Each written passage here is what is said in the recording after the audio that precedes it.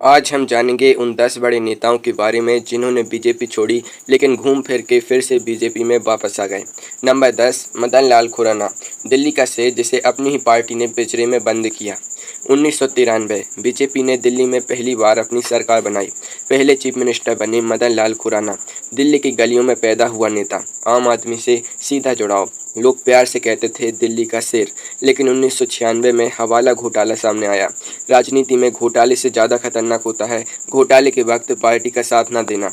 BJP ने खुराना को CM की कुर्सी छोड़ने पर मजबूर किया। बाद में वो इस मामले में बेकसूर साबित हो गए, मतलब कुछ साबित नहीं हुआ। लेकिन तब तक जो इज्जत थी, जो ताकत थी, वो जा चुकी थी। पार्टी ने उन्हें अलग थलग कर दिया। कोई बड़ी भूमिका नहीं, कोई बड़ी जिम्मेदारी नहीं। फिर एक वक्त आया जब पार्टी को उनकी ज़रूरत पड़ी। वापस बुलाया, राजस्थान में सीएम का चेहरा तक बनाया, लेकिन सीएम नहीं बन पाए। जो दिल्ली के सीएम थे वो राजस्थान में सीएम नहीं बन पाए। खुराना की कहानी यह बताती है, बीजेपी में एक बार विवादित का ठप्पा लग जाए तो बेकसूर साबित होने के बाद भी नुकसान हो चुका होता है। लेकिन खुराना की कहानी तो फिर भी ठीक थी। नंबर 9 वाले नेता के साथ जो हुआ वो सुनकर आप हैरान रह जाएंगे, क्योंकि उन्होंने पार्टी नहीं छोड़ी, पार्टी ने उन्हें निकाल दिया 6 साल के लिए। नंबर 9, उमा भारती, साध्वी जिसने पार्टी को ही ललकारा और हार गई। एक केसरिया साड़ी, एक जोशीली तकरीर और एक ऐसी आवाज़ जो राम मंदिर आंदोलन की पहचान बन गई थी। उमा भारती 1984 में जब बीजेपी को सिर्फ 2 सीट्स मिली थीं, तब भी उमा भारती लड़ रही थीं। 1992 में बाबरी मस्जिद गिराए जाने के वक्त वो अयोध्या में मंच पर थी। 2003 में उन्होंने एमपी के चुनावों में बीजेपी को 230 में से 173 सीट्स दिलाई, 173 सीट्स अकेली। और फिर दिसंबर 2005 में बीजेपी ने एल के आडवाणी को पार्टी प्रेसिडेंट चुना। उमा भारती को यह मंजूर नहीं था। उन्होंने खुलकर आडवाणी की बुराई की। बीजेपी ने तुरंत कदम उठाया, प्राइमरी मेंबरशिप से बाहर 6 साल के लिए। जिस साध्वी ने 173 सीट्स दिलाई थी, उसे पार्टी ने घर से निकाल दिया। उन्होंने अपनी पार्टी बनाई, भारतीय जनशक्ति पार्टी। 2007 के एमपी के चुनावों में वो खुद अपनी ही पुरानी सीट्स के पास बड़ा मलहरा से लड़ी, नतीजा हार गई। जो साध्वी पूरे स्टेट में 173 सीट से दिला सकती थी, वो अपनी खुद की एक सीट नहीं जीत पाई बीजेपी के बिना। 2011 में आरएसएस ने खुद पहल की, वापस आओ। उमा भारती वापस आई। 2014 में मोदी सरकार में जल शक्ति मंत्री बनाई गई। गंगा साफ करने की जिम्मेदारी मिली, गंगा साफ नहीं हुई। 2019 में मोदी ने दोबारा सरकार बनाई। उमा भारती को मंत्रिमंडल में जगह नहीं मिली। 2005 में जो साध्वी बीजेपी के अध्यक्ष को ललकार सकती थी, 2019 में वही साध्वी मंत्रिमंडल में जगह का इंतजार कर रही थी। 9 और 10 दोनों की कहानी में एक चीज कॉमन है, पार्टी ने उन्हें कमजोर वक्त में इस्तेमाल किया, ताकतवर वक्त में नजरअंदाज किया। लेकिन नंबर 8 वाले नेता की कहानी इससे भी अलग है, क्योंकि उन्हें पार्टी ने 2 बार निकाला और 2 बार वापस बुलाया भी। नंबर 8, कल्याण सिंह, जो 2 बार गया, 2 बार वापस आया और फिर भी सिर्फ गवर्नर बना। यूपी के वो चीफ मिनिस्टर जिनके राज में 6 दिसंबर 1992 को बाबरी मस्जिद गिराई गई। कल्याण सिंह बीजेपी का सबसे बड़ा ओबीसी चेहरा। यूपी में इनकी एक आवाज़ पर लाखों लोग निकलते थे। 1999 में वाजपेयी और कल्याण सिंह के बीच रिश्ते इतने खराब हो गए कि बात करना भी मुश्किल था। कल्याण सिंह का कहना था, मुझे किनारे किया जा रहा है, चापलूसों को आगे बढ़ाया जा रहा है। पार्टी छोड़ दी, अपनी पार्टी बनाई, राष्ट्रीय क्रांति पार्टी। 2002 के यूपी के चुनावों में उन्होंने 335 उम्मीदवार उतारे। सोचा था जनाधार उनके साथ है, नतीजा आया सिर्फ 4 सीट्स। वोट कितने मिले? मात्र 4%। 335 उम्मीदवार उतारे, 4 जीते। यही होता है जब कोई सोचता है कि वो पार्टी से बड़े हैं। 2004 में वापस आए, बुलंदशहर से सांसद बने, फिर 2009 में फिर चले गए, आज़ाद उम्मीदवार के तौर पर लड़े, इत्तेहाद से जीते भी। 2014 में फिर वापस आए, 2 बार गए, 2 बार वापस आए और 2014 में वापस आए तो मोदी सरकार ने उन्हें राजस्थान का राज्यपाल बना दिया। राज्यपाल मतलब असली राजनीति खत्म, कोई रैली नहीं, कोई वोट नहीं, कोई असली ताकत नहीं। जो नेता कभी यूपी का सबसे बड़ा चेहरा था, वो राजभवन की 4 दीवारों में बंद हो गया। 2021 में कल्याण सिंह का इंतकाल हो गया। अब तक हमने 3 कहानियां सुनी, तीनों में एक तरीका है, पार्टी ने इस्तेमाल किया, किनारे किया, वापस बुलाया, फिर किनारे किया। लेकिन नंबर 7 की कहानी इन सबसे अलग है, क्योंकि नंबर 7 ने पार्टी नहीं छोड़ी, पार्टी ने उनसे वो सब छीन लिया जो उन्होंने खुद बनाया था। नंबर 7, बाबूलाल मरांडी, झारखंड के पहले सीएम को अपनी ही पार्टी ने 16 साल बाद माफ किया। 2000 में जब झारखंड नया स्टेट बना, दशकों के आंदोलन के बाद, तो बीजेपी ने बाबूलाल मरांडी को पहला चीफ मिनिस्टर बनाया। एक आदिवासी नेता सोची समझी पसंद। झारखंड में आदिवासियों की आबादी सबसे ज़्यादा है, उन्हें सीएम बनाना एक संदेश था। लेकिन 2003 में सिर्फ 3 साल बाद बीजेपी ने मरांडी को सीएम की कुर्सी से हटा दिया। अर्जुन मुंडा को सीएम बनाया गया। कोई बड़ा घोटाला नहीं, कोई बड़ी वजह नहीं, बस ऊपर का हुक्म। जिसने झारखंड आंदोलन में हिस्सा लिया वो स्टेट का पहला सीएम बना। उसे ऐसे हटाया जैसे शतरंज की बिसात से कोई मुहरा उठाते हैं। मरांडी यह नहीं सह सके। 2004 में पार्टी छोड़ी, झारखंड विकास मोर्चा बनाई। 16 साल वो बीजेपी के खिलाफ लड़ते रहे। 16 साल। 2020 में उन्होंने अपनी पूरी पार्टी बीजेपी में मिला दी। 16 साल की लड़ाई खत्म, जेबीएम बीजेपी बन गई। वापस आते ही बीजेपी ने उन्हें झारखंड का प्रदेश अध्यक्ष बना दिया। लेकिन सवाल यही रहता है, अगर 2003 में हटाया ही नहीं होता तो यह 16 साल की तमाशा क्यों होती। नंबर 7, 8, 9, 10 इन सभी की कहानियां थीं रीजनल नेताओं की। लेकिन नंबर 6 वो एक ऐसे नेता की कहानी है जिन्होंने नेशनल लेवल पर वह किया जो शायद बीजेपी का कोई नेता आज तक नहीं कर पाया, और उसी की वजह से निकाले गए। नंबर 6, जसवंत सिंह।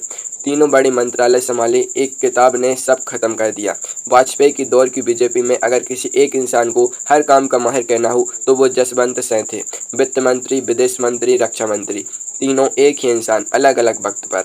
1998 में जब इंडिया ने पोखरण परमाणु परीक्षण किया, पूरी दुनिया इंडिया के खिलाफ थी। अमेरिका ने पाबंदियां लगाई, तब जसवंत सिंह ही थे जिन्होंने अमेरिका के साथ बातचीत की, घंटों बैठकर अकेले। इंडिया को उस दबाव से निकाला और फिर 2009 में उन्होंने एक किताब लिखी, जिन्ना इंडिया पार्टीशन इंडिपेंडेंस। इस किताब में उन्होंने लिखा कि बंटवारे के लिए सिर्फ जिन्ना जिम्मेदार नहीं थे, कांग्रेस भी जिम्मेदार थी। बीजेपी में तूफान आ गया। पार्टी ने तुरंत उन्हें बाहर कर दिया। जो इंसान देश के लिए परमाणु बातचीत कर चुका था उसे एक किताब ने पार्टी से बाहर कर दिया। 2014 में उन्होंने राजस्थान के बर्मा से आज़ाद उम्मीदवार के तौर पर लोकसभा चुनाव लड़ा, हार गए। एक बड़े नेता की सबसे दर्दनाक हार। बीजेपी ने उन्हें कभी वापस नहीं बुलाया।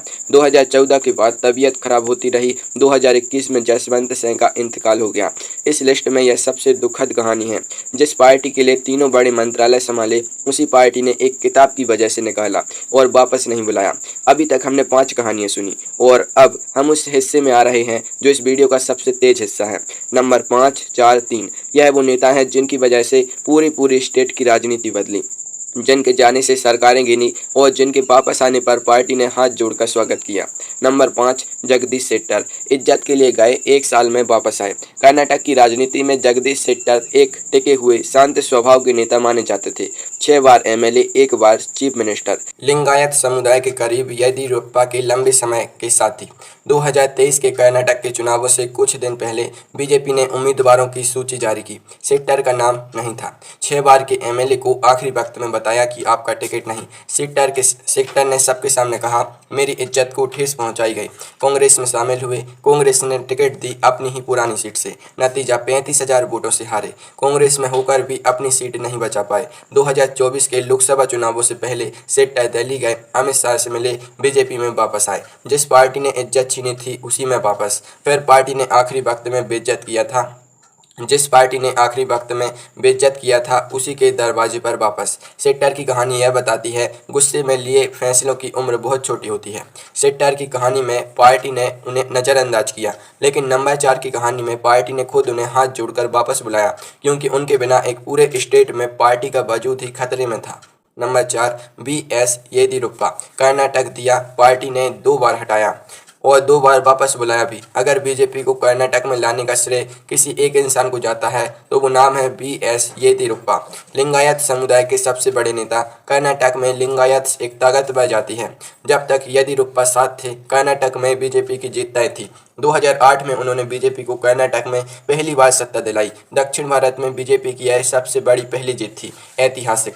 2011 में बीजेपी ने भ्रष्टाचार के आरोपों का हवाला देकर उन्हें सीएम की कुर्सी से हटा दिया। येदियुरप्पा का कहना था, यह साजिश है, मुझे जानबूझकर हटाया जा रहा है। 2012 में उन्होंने बीजेपी छोड़ी, अपनी पार्टी बनाई कर्नाटक जनता पक्ष। 2013 के कर्नाटक के चुनावों में बीजेपी जो 2008 में 110 सीट्स लाई थी, 2013 में सिर्फ 40 सीट्स पर आ गई। कांग्रेस 122 सीट्स ले गई। येदियुरप्पा अकेले नहीं जीते, लेकिन उन्होंने बीजेपी को तबाह जरूर कर दिया। 2014 में बीजेपी ने हाथ जोड़कर येदियुरप्पा को वापस बुलाया, केजीपी को बीजेपी में मिलाया, प्रदेश अध्यक्ष बनाया। 2019 में फिर सीएम बनाया और 2021 में फिर से हटा दिया। उसी तरह जैसे 2011 में हटाया था। चक्र पूरा। येदियुरप्पा ने बीजेपी को कर्नाटक दिया, बीजेपी ने उन्हें निकाला। येदियुरप्पा ने बीजेपी को तबाह किया, बीजेपी ने उन्हें वापस बुलाया, फिर निकाला। यह एक ऐसी कहानी है जो बताती है बीजेपी में कोई भी अपरिहार्य नहीं है, चाहे उसने कितना भी दिया हो। लेकिन अब हम उन 3 कहानियों पर आ रहे हैं जो इस पूरी लिस्ट की जान है। नंबर 3 वाले नेता ने बीजेपी की नींव रखने में हाथ बटाया था और उन्हें पार्टी ने ही भुला दिया। नंबर 2 ने बगावत करने की सबसे बड़ी कीमत चुकाई। और नंबर 1 वो कहानी है जो पूरे खानदान की मजबूरी बयां करती है। नंबर 3 शंकर सिंह वाघेला, बीजेपी का गुजरात शेर जो अपना घर ही भूल गया। 1995 गुजरात में बीजेपी ने 182 में से 121 सीट से जीती, भारी जीत। इस जीत के बाद सबकी नजर थी चीफ मिनिस्टर की कुर्सी पर और सबसे बड़ा दावा था शंकर सिंह वाघेला का। वाघेला बीजेपी की शुरुआती पीढ़ी के नेता थे। आरएसएस की पृष्ठभूमि, गुजरात में दशकों का काम, उन्हें लगता था सीएम वही बनेंगे, लेकिन बीजेपी ने केशुभाई पटेल को सीएम बनाया। वाघेला ने बगावत शुरू की, अपने बीजेपी के ही विधायक तोड़ लिए। वाजपेयी और भाईरोन सिंह शेखावत को खुद गांधीनगर जाना पड़ा मामला संभालने। वाघेला की शर्त थी नरेंद्र मोदी को गुजरात से बाहर करो और केशुभाई को हटाओ। बीजेपी ने इनकार किया।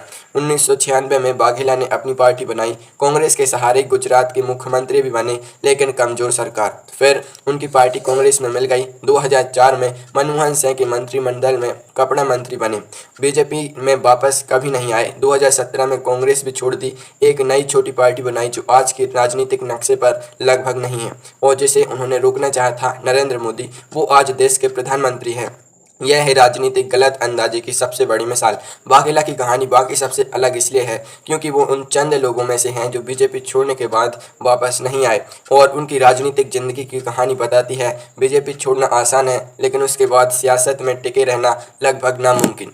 नंबर 2 की कहानी और भी पुरानी है। यह उस नेता की कहानी है जो बीजेपी की जड़ों से जुड़ा था, जिसने पार्टी की नींव रखने में हाथ बटाया और जिसे पार्टी ने ही भुला दिया। नंबर 2 बलराज माधोक, जिसने नींव रखी उसे ही पार्टी ने याद नहीं रखा। यह कहानी बाकी सबसे अलग है क्योंकि यह सिर्फ एक नेता की कहानी नहीं, यह एक भुला दिए गए संस्थापक की कहानी है। बलराज माधोक आज का नौजवान बीजेपी कार्यकर्ता शायद यह नाम नहीं जानता, लेकिन 1951 में जब भारतीय जनसंघ यानी बीजेपी की पूर्वज पार्टी बनी थी तब माधोक उसके संस्थापक सदस्यों में से एक थे। श्यामा प्रसाद मुखर्जी के साथ मिलकर उन्होंने यह पार्टी खड़ी की थी। 1966 में वो जनसंघ के राष्ट्रीय अध्यक्ष बने। फिर वक्त के साथ माधोक और वाजपेयी आडवाणी की सोच में फर्क आने लगा। माधोक ज्यादा कट्टर हिंदू राष्ट्रवादी रुख लेते थे, वाजपेयी ज्यादा नरम थे। 1973 में माधोक को पार्टी से बाहर कर दिया गया। उन्होंने अलग पार्टी बनाई, कोई खास कामयाबी नहीं मिली, बीजेपी में वापस कभी नहीं आए। 2016 में 93 साल की उम्र में उनका इंतकाल हो गया। जब 2014 में मोदी सरकार बनी और बीजेपी ने अपना इतिहास बनाया, माधोक का नाम कहीं नहीं था। जिसने पार्टी की नींव रखी उसे पार्टी ने ही भुला दिया। यह कहानी एक सवाल पूछती है, क्या पार्टी अपने संस्थापकों को याद रखती है या सिर्फ इस्तेमाल करती है? और अब नंबर 1, यह इस पूरी लिस्ट की सबसे भावुक कहानी है क्योंकि इसमें सिर्फ एक नेता नहीं, एक पूरा खानदान है। एक बाप जिसे पार्टी ने निकाला, एक बेटा जिसे भी पार्टी ने निकाला और फिर भी बेटे को वापस आना पड़ा। नंबर 1 मानवेंद्र सिंह, बाप को निकाला, बेटे ने फिर भी वापस आना पड़ा।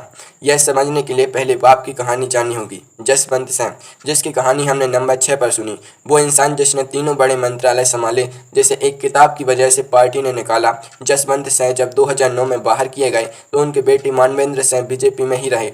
राजस्थान के बर्मा जैसलमेर के नेता, बाप की विरासत को आगे बढ़ाने की कोशिश। फिर 2018 आया, राजस्थान के चुनावों से पहले बीजेपी ने मानवेंद्र सिंह को सीट से टिकट नहीं दी। वही कहानी, वही पार्टी, वही धोखा। जो बाप के साथ हुआ था वही बेटे के साथ हुआ।